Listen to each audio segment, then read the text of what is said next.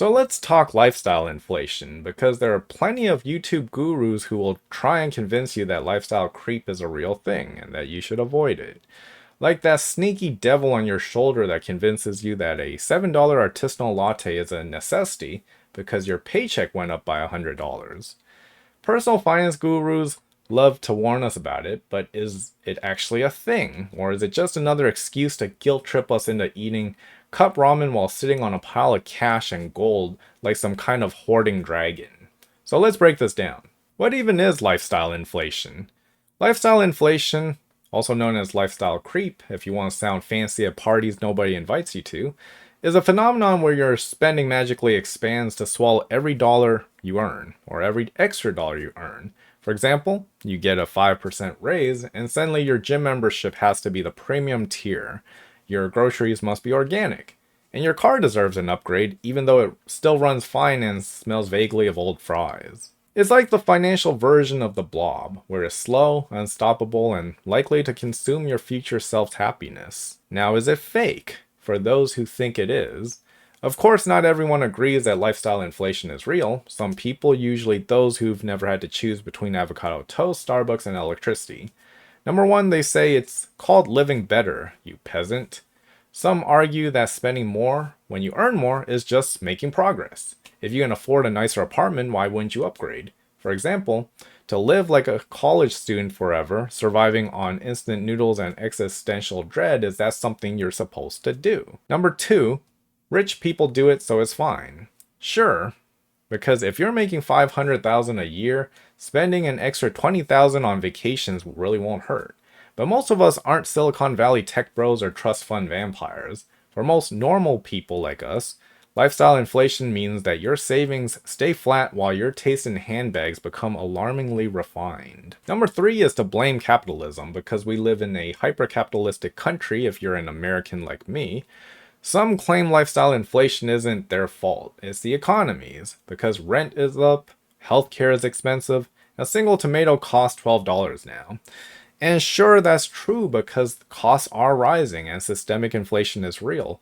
But let's be honest, nobody forced you to subscribe to 5 streaming services or buy a $1,000 phone. Some of this is just bad choices wrapped in a cozy blanket of denial. And the case for being real, for those that believe in it, number one, the human brain is terrible at money because we are wired to seek instant gratification. That's why cavemen didn't save their best berries for winter. They ate them immediately and then complained about the cold. Fast forward to today, and we're still making the same mistakes. Just replace those winter berries for credit cards and DoorDash. And studies in behavioral economics, which is real science and not just your favorite aunt or uncle's Facebook rants, show that people do spend more as they earn more, often without realizing it. So unless you're a spreadsheet-obsessed robot, then you're probably guilty of this as well. Number two, society is a peer pressure nightmare. Remember when you were happy with just a McDonald's Happy Meal?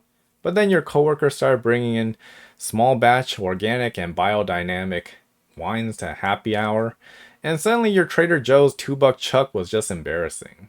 Social pressure turns luxuries into basics real fast, because before you know it, you're convincing yourself that a $200 a month yoga habit is self-care, and not just a desperate attempt to keep up with Karen from accounting. Number three is hedonic adaptation, the joy-sucking monster, which is a fancy term for that you get used to stuff.